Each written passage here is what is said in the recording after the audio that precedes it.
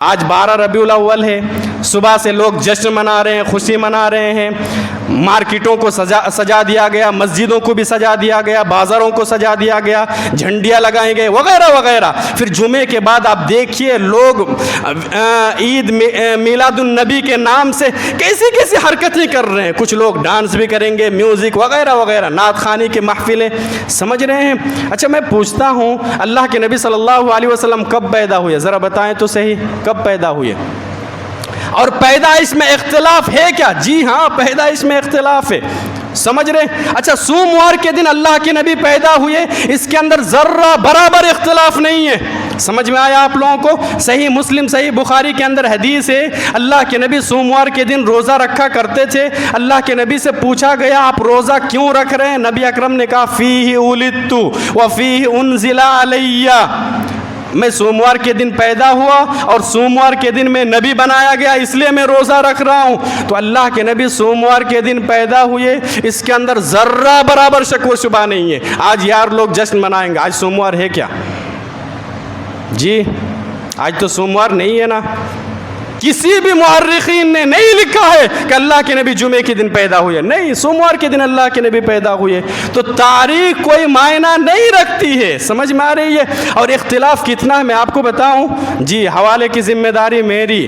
کچھ لوگوں نے کہا کہ 2 ربیع الاول کو اللہ کے نبی پیدا ہوئے، جی کچھ لوگوں نے کہا کہ 8 ربیع الاول کو اللہ کے نبی پیدا ہوئے، کچھ لوگوں نے کہا اور زیادہ تر علماء اکرام نے کہا 9 ربیع الاول کو اللہ کے نبی پیدا ہوئے، کچھ لوگوں نے کہا کہ 10 ربیع الاول کو اللہ کے نبی پیدا ہوئے، کچھ لوگوں نے کہا 12 ربیع الاول کو اللہ کے نبی پیدا ہوئے، جیسا کہ یہ لوگ مانتے ہیں اور جشن مناتے ہیں۔ کچھ لوگوں نے کہا، اختلاف میں بتا رہا ہوں اہل علم کے درمیان، کچھ لوگوں نے کہا 17 ربیع الاول کو اللہ کے نبی پیدا ہوئے، کچھ لوگوں نے کہا کہ 18 ربیع الاول کو اللہ کے نبی پیدا ہوئے، کچھ لوگوں نے کہا کہ 22 ربیع الاول کو اللہ کے نبی پیدا ہوئے۔ اس سے آگے بڑھ کے ایک اور چیز بتاتا ہوں، حوالے کی ذمہ داری میری۔ کچھ لوگوں نے کہا کہ ربیع الاول کے مہینے میں اللہ کے نبی پیدا نہیں ہوئے، رمضان کے مہینے میں پیدا ہوئے، کچھ لوگوں نے کہا محرم کے مہینے میں پیدا ہوئے۔ اب کس میں آپ جشن منائیں گے؟ اگر جشن منانا یہ جائز ہے، اسلام کے اندر ہے، تو پھر پیدائش میں اس قدر اختلافات کیوں ہے؟ سال میں 2 عید ہے، عید الفطر اور عید الاضحیٰ، کوئی اختلاف ہے کیا تاریخ کو لے کر؟ کوئی اختلاف نہیں ہے۔ 10 ذی الحجہ کی تاریخ آئے گی تو ہم لوگ عید الاضحیٰ منائیں گے، رمضان کا مہینہ ختم ہوگا، چاند دیکھیں گے تو اللہ کے نبی صلی اللہ علیہ وسلم کی حدیث ہے عید الفطر منائیں گے۔ کوئی اختلاف ہے؟ کوئی اختلاف نہیں ہے۔ تو یہ بھی اگر عید ہے اور عید الفطر اور عید الاضحیٰ سے بھی بڑی عید ہے تو اس کے اندر اختلاف کیوں ہے؟ آپ حدیث کی کتابیں پڑھیے، حدیث کی کتابیں، کتاب العیدین آپ کو چیپٹر ملے گا حدیث کی کتابوں کے اندر، باب العیدین بھی آپ کو ملے گا، لیکن عید میلاد کے بارے میں کچھ بھی نہیں ملے گا۔ اچھا عید الفطر کے احکام و مسائل موجود ہے کہ نہیں ہے؟ احکام و مسائل موجود ہے، کب منایا جائے، کس طریقے سے منایا جائے، کتنے رکعت نماز ہے، اس نماز سے پہلے کوئی نماز ہے کیا، اذان اور اقامت ہے کیا، کیسے جائیں گے، کیسے آئیں گے، ساری چیزیں موجود ہے۔ عید الاضحیٰ کے بارے میں ساری تفصیلات موجود ہے، لیکن عید میلاد کے بارے میں قرآن اور حدیث کے اندر کیوں نہیں ہے؟ یہ سوال ہے۔ جب نہیں ہے اس کا مطلب یہ ہے کہ آپ نے اس کو بعد میں ایجاد کیا، سمجھ میں آ رہی ہے؟ اچھا ایک چیز اور بتاتا ہوں، میرا وقت بھی ختم ہو جائے گا، پھر آگے دیکھیں گے انشاءاللہ۔ یہ جو عید میلاد ہے کب ایجاد ہوا جانتے ہیں آپ لوگ؟ چلیے اس چیز کو آپ لے کے جائیے خطبہ جمعہ سے، کب ایجاد ہوا اور ایجاد کرنے والا کون ہے؟ ایک بادشاہ تھا اربل، ملک اربل کا ایک بادشاہ تھا، موجودہ عراق ہی کو بولتے ہیں۔ اس کا ایک بادشاہ تھا، اس کی کنیت ہے ابو سعید، اس کا اصل نام ہے مظفر الدین کوکابوری، اسی طریقے سے لقب ہے مظفر الدین، یعنی ابو سعید کوکابوری۔ جس نے ایجاد کیا تھا عید میلاد کا اس کا نام ہے ابو سعید کوکابوری، المتوفہ 630 ہجری۔ 630 ہجری سمجھ میں آیا؟ نبی اکرم صلی اللہ علیہ وسلم کی وفات کب ہے جانتے ہیں؟ 12 ربیع الاول سن 11 ہجری، 12 ربیع الاول سن 11 ہجری کو اللہ کے نبی صلی اللہ علیہ وسلم وفات پائے۔ اچھا ایک نقطہ اور ذہن میں رکھ لیجئے، 12 ربیع الاول کو ہم جشن بھی منا رہے ہیں عید میلاد، ٹھیک ہے، ہم مان لیتے ہیں نبی کی پیدائش ہے، نبی کی پیدائش ہے، لیکن یہ بھی نہیں بھولنا چاہیے کہ نبی کی وفات بھی 12 ربیع الاول کو ہے۔ اب آپ کیا کریں گے؟ اب جشن منائیں گے؟ آپ کے گھر میں شادی ہے، ٹھیک ہے، بینڈ باجا لے کے آپ نکل رہے ہیں، اچانک پتہ چلے امی کا انتقال ہو گیا، ابا جی کا انتقال ہو گیا، اب جشن منائے گا کوئی؟ خوشی منائے گا یا خوشی ماتم میں بدل جائے گا، تبدیل ہو جائے گی؟ نہیں منائے گا میرے بھائی، سمجھ میں آ رہی ہے؟ تو 12 ربیع الاول اگر مان لیا جائے نبی کی پیدائش ہے تو وفات بھی 12 ربیع الاول ہے، وفات بھی 12 ربیع الاول ہے۔ تو یہ ساری چیزیں ہیں ہمیں اور آپ کو ذہن میں رکھنا ہے، سمجھ رہے ہیں؟ تو ہمیں بھی خوشی ہے، کیوں ہمیں خوشی نہیں ہے؟ یہ لوگ جواب دیتے ہیں ان لوگوں کو خوشی نہیں ہے، میرے بھائی ہمیں بھی خوشی ہے۔ اللہ رب العالمین نے کہا کہ یہ نبی اکرم صلی اللہ علیہ وسلم کا آنا، تشریف لانا، دنیا کے اندر بھیجا جانا، یہ اللہ رب العالمین کی سب سے بڑی نعمت ہے اور احسان عظیم ہے۔ لقد من اللہ علی المؤمنین اذ بعث فیہم رسولا، مومنوں کے اوپر سب سے بڑا احسان ہے کہ اللہ رب العالمین نے نبی اکرم کو بھیجا۔ ہمیں بھی خوشی ہے، لیکن ہم یہ خوشی اس طریقے سے خوشی منانا ہم جائز نہیں کہتے۔ کیوں نہیں کہتے ہیں؟ کیوں نہیں کہتے ہیں؟ آپ ایک دن خوشی منا لیے، بقیہ 11 مہینہ آپ نبی کی حدیث کو بھول گئے، نبی کی سنتوں کو بھول گئے، اس کو خوشی منانا بولتے ہیں؟ اس کو خوشی منانا بولتے ہیں؟ قدم قدم پر خوشی منانا چاہیے۔ جس صدی میں آپ پیدا ہوئے وہ صدی مبارک، جس قرن میں آپ پیدا ہوئے وہ قرن مبارک، جس سال میں اللہ کے نبی پیدا ہوئے وہ سال مبارک، جس مہینے میں اللہ کے نبی پیدا ہوئے وہ مہینہ مبارک، جس ہفتے میں اللہ کے نبی پیدا ہوئے وہ ہفتہ مبارک، جس دن اللہ کے نبی پیدا ہوئے وہ دن مبارک، جس گھڑی جس لمحہ اللہ کے نبی پیدا ہوئے وہ لمحہ مبارک، وہ گھڑی مبارک۔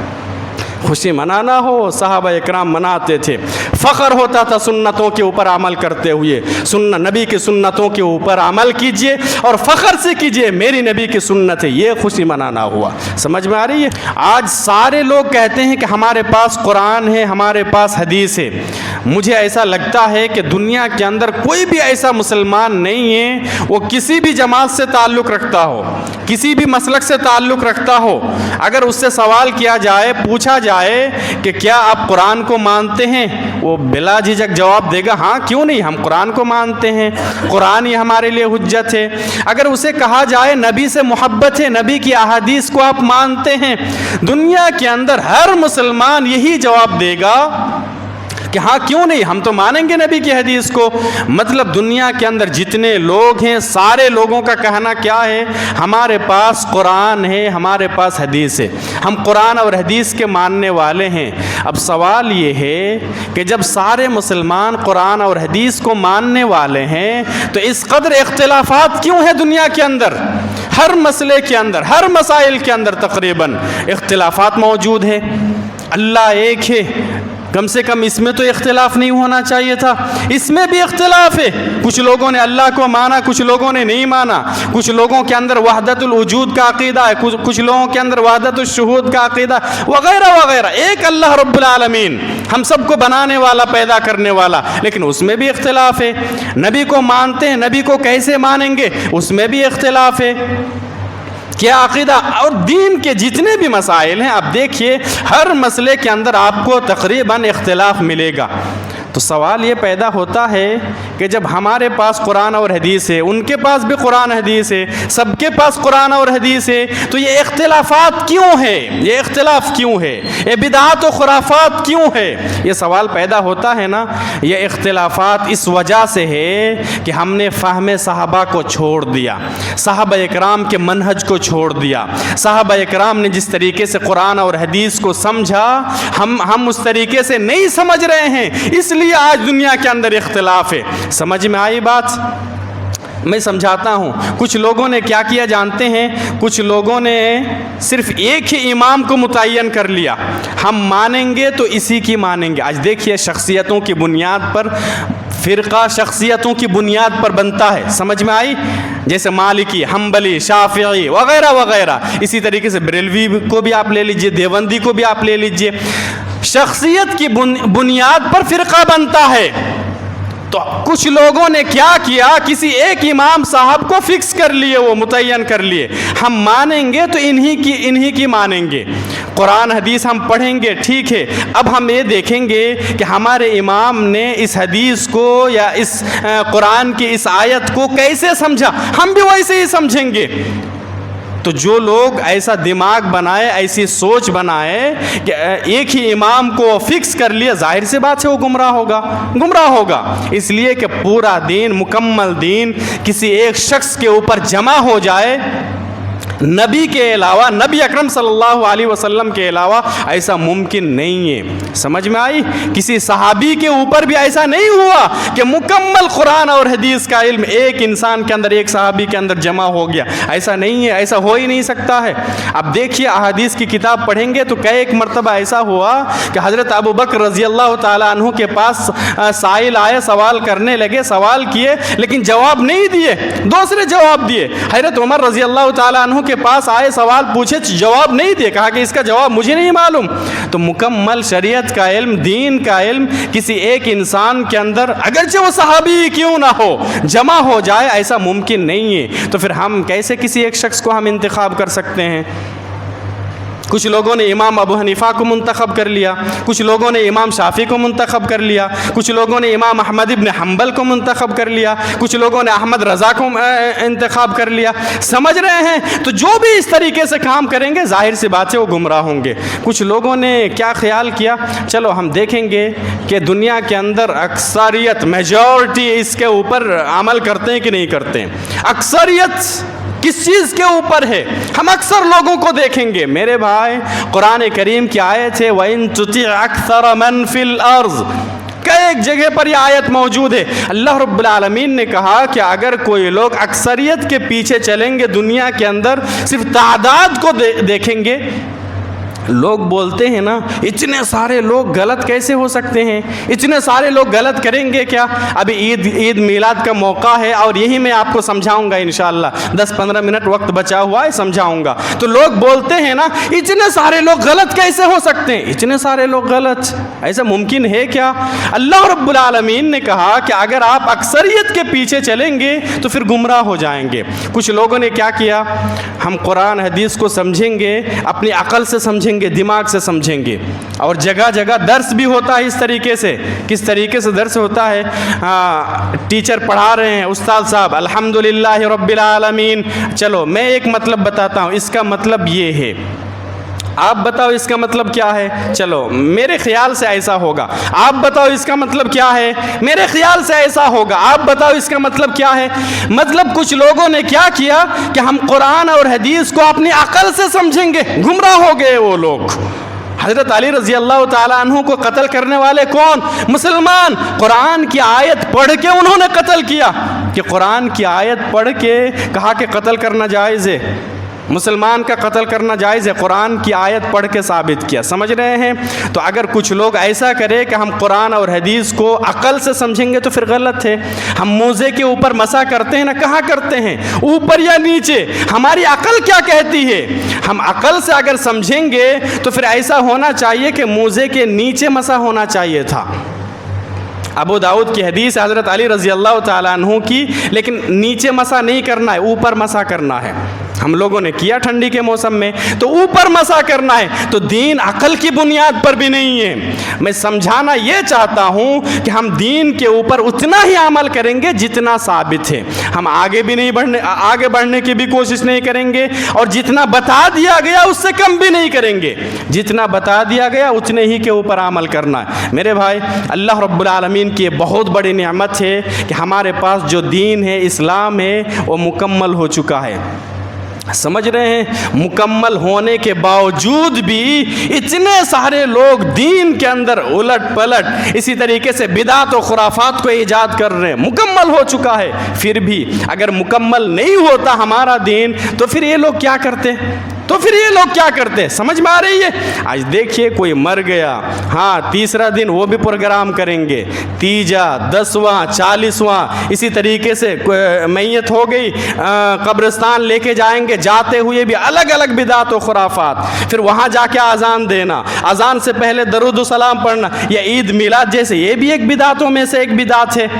تو دین مکمل ہو چکا ہے، اور یہ اللہ رب العالمین کی بہت بڑی نعمت ہے. सूरत अल-माइदा की आयत नंबर 3 है, अल-यौम अकमलतु लकुम दीनकुम व अतममतु अलैकुम निअमती व रज़ीतु लकुमुल इस्लाम दीना। बुखारी और मुस्लिम के हवाले से मैं आपको एक हदीस सुनाता हूँ। एक मरतबा हज़रत उमर रज़ी अल्लाह ताला अन्हु के पास कुछ यहूदी लोग आए।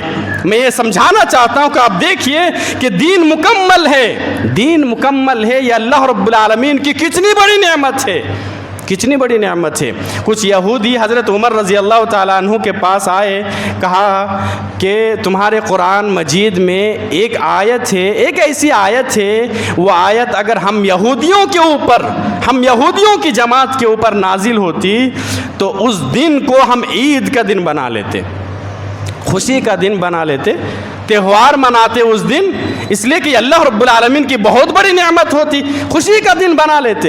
हज़रत उमर रज़ी अल्लाह ताला अन्हु ने पूछा कि वो कौन सी आयत है? कहा कि यही आयत अल-यौम अकमलतु लकुम दीनकुम व अतममतु अलैकुम निअमती व रज़ीतु लकुमुल इस्लाम दीना, यानी सूरत अल-माइदा की आयत नंबर 3। अल्लाह रब्बुल आलमीन ने कहा कि आज के दिन हमने दीन इस्लाम को मुकम्मल कर दिया, दीन के अंदर कोई भी शख्स कमी व बेशी नहीं कर सकता। हज़रत उमर रज़ी अल्लाह ताला अन्हु ने जवाब दिया कि देखो ये आयत किस दिन नाजिल हुई, ये आयत कब नाजिल हुई, किस मकाम पर नाजिल हुई, मुझे अच्छी तरीके से मालूम है। ये आयत अरफा के दिन नाजिल हुई, अरफा के मैदान में थे नबी अकरम सल्लल्लाहु अलैहि वसल्लम, जुमा का दिन था, उस वक्त ये आयत करीमा नाजिल हुई, अल-यौम अकमलतु लकुम दीनकुम। तो वैसे ही जुमा का दिन तो हमारे लिए ईद का दिन है, कोई मसला नहीं है। मेरे भाई, मैं समझाना ये चाहता हूँ कि यहूदियों को भी मालूम है, यहूदियों को भी मालूम है कि ये दीन का मुकम्मल होना ये अल्लाह रब्बुल आलमीन की कितनी बड़ी नेमत है, लेकिन आज एक मुसलमान को नहीं मालूम है, मुसलमान को नहीं मालूम। ये लोग क्या कहते हैं, हम लोग ईद मिलाद नहीं मनाते हैं तो क्या नबी का मकाम हम लोग घटा रहे हैं क्या? नबी का मकाम घटा रहे हैं? नहीं, नबी का मकाम और मर्तबा हम नहीं घटा रहे हैं। नबी की शान, नबी की आज़मत, मकाम और मर्तबा हम उतना ही बयान करते हैं जितना अल्लाह रब्बुल आलमीन ने बताया, जितना कुरान और हदीस से साबित है हम उतना ही बताते हैं। कोई तो आए हमसे पूछे कि नबी का मकाम क्या है, नबी का मर्तबा क्या है, मैं आपको बताता हूँ इख्तिसार के साथ, याद रखने की कोशिश कीजिए। अल्लाह रब्बुल आलमीन ने तकरीबन 1,24,000 पैगम्बर दुनिया के अंदर भेजे। तकरीबन हर नबी का ज़िक्र, हर नबी का मकाम, हर नबी का मर्तबा, हर नबी के शान कमालात पैदाइश के बाद शुरू होता है। समझ में आया ये जुमला?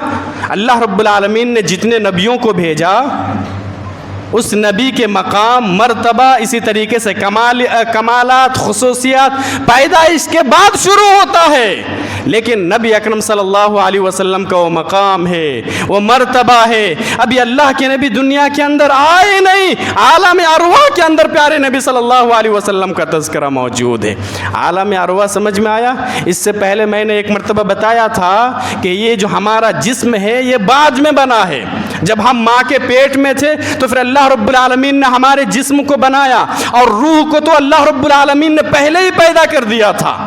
सूरह आराफ की रोशनी में हमने बताया था कि अल्लाह रब्बुल आलमीन ने रूह को पैदा किया, रूहों को पैदा करने के बाद फिर आहद व पैमान लिया था कि दुनिया के अंदर आप जा रहे हो, किसकी इबादत करोगे, किसको रब मानोगे, तो उसको आलम अरवाह बोलते हैं। तो आलम अरवाह के अंदर नबी अकरम सल्लल्लाहु अलैहि वसल्लम का तज़किरा मौजूद है। जैसे हमारी रूह भी वहाँ मौजूद थी, अंबिया इकराम की रूहें भी मौजूद थी। अल्लाह रब्बुल आलमीन ने अंबिया इकराम से एक अहद व पैमान लिया। सुभान अल्लाह, सुभान अल्लाह। जितने नबियों को अल्लाह रब्बुल आलमीन ने भेजा, तमाम नबियों से अल्लाह रब्बुल आलमीन ने आलम अरवाह के अंदर अहद व पैमान लिया। अहद व पैमान क्या है?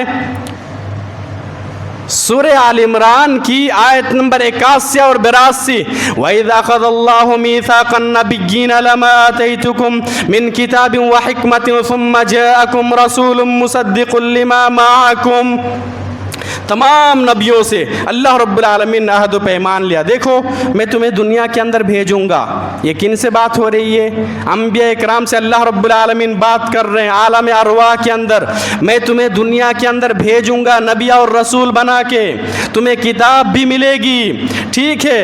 अब तुम दुनिया के अंदर मौजूद हो, अब अगर मेरा ये आखिरी नबी आ जाए, कौन आखिरी नबी? जनाब मुहम्मदुर रसूलुल्लाह सल्लल्लाहु अलैहि वसल्लम। अभी पैदा नहीं हुए نبی اکرم صلی اللہ علیہ وسلم. اب اگر یہ آخری نبی آ جائے تو تم کیا کرو گے؟ اللہ رب العالمین نے عہد و پیمان کیا لیا؟ لَتُؤْمِنُنَّ بِهِ وَلَتَنْصُرُنَّهُ. تمہیں اس نبی کے اوپر ایمان لانا پڑے گا، تمہیں اس کی مدد کرنا پڑے گا، کرو گے؟ سارے انبیاء اکرام نے کہا کہ ہاں اللہ، قالوا اقررنا، ہم لوگ اقرار کرتے ہیں کہ ہم دنیا کے اندر رہیں گے، اگر یہ آخری نبی محمد آ جائے تو ہم اس کے اوپر ایمان لائیں گے، اس کی مدد کریں گے. اللہ رب العالمین نے پھر کہا وَأَخَذْتُمْ عَلَى ذَلِكُمْ مِصْرِي، یہ میرا عہد و پیمان ہے، کیا تم اسے قبول کرتے ہو؟ کہا کہ ہاں قبول کرتے ہیں. اللہ رب العالمین نے کہا کہ فَاشْهَدُوا وَأَنَا مَعَكُمْ مِنَ الشَّاهِدِينَ، جاؤ تم بھی گواہ رہو، ہم بھی گواہ رہیں گے. اللہ الصمد، یہ نبی اکرم کا مقام ہے.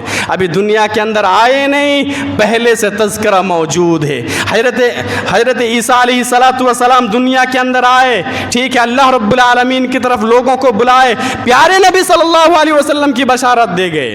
سورۃ الصف سورہ نمبر 61 کی آیت نمبر 6 کے اندر وَإِذْ قَالَ عِيسَى ابْنُ مَرْيَمَ يَا بَنِي إِسْرَائِيلَ إِنِّي رَسُولُ اللَّهِ إِلَيْكُمْ مُصَدِّقًا لِمَا بَيْنَ يَدَيَّ وَمُبَشِّرًا بِرَسُولٍ يَأْتِي مِن بَعْدِي اسْمُهُ أَحْمَدُ.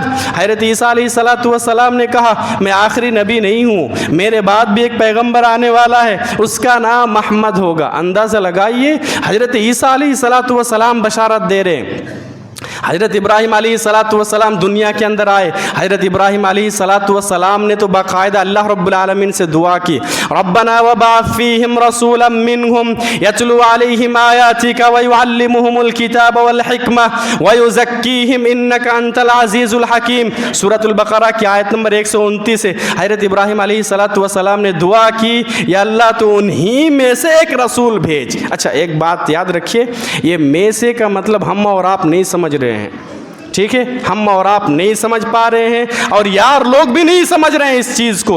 دیکھیے یہ جو ہفتے میں 7 دن 8 دن ہوتے ہیں نا، جمعہ کا دن بھی ہے نا، جمعہ کا دن بھی، ٹھیک ہے، آج جمعہ کا دن ہے، سنیچر بھی ہے، اتوار بھی ہے، سوموار ہے، منگل ہے، بدھ ہے، پھر جمعرات ہے، پھر جمعہ ہے. تو یہ جو جمعہ کا دن ہے اور اس کی فضیلت ہے، یہ بھی تو دنوں میں سے ہے، یہی ہم اور آپ نہیں سمجھ پا رہے.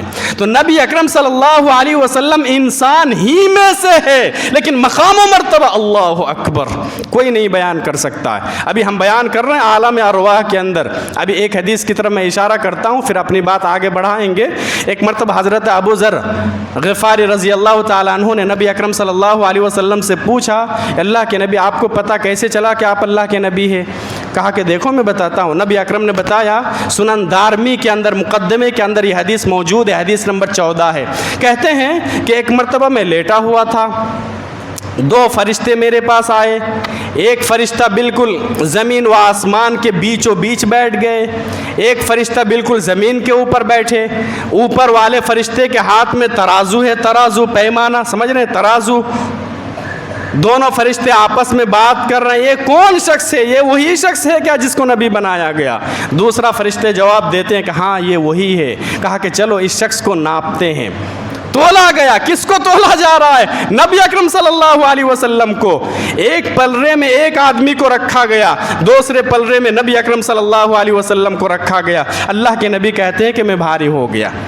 دوسرا فرشتے کہتے ہیں کہ ایک کام کرو، ایک پلڑے میں محمد کو رکھو، دوسرے پلڑے میں 10 آدمی کو رکھو. اللہ کے نبی کہتے ہیں کہ مجھے تولا گیا، پھر میں بھاری ہو گیا.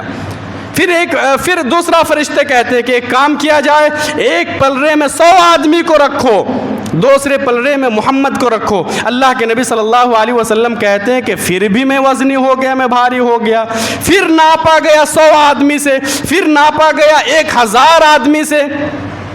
اب فرشتے کہنے لگے کہ کیا اس طریقے سے 1 10 100 1000 آدمی سے تول رہے ہو؟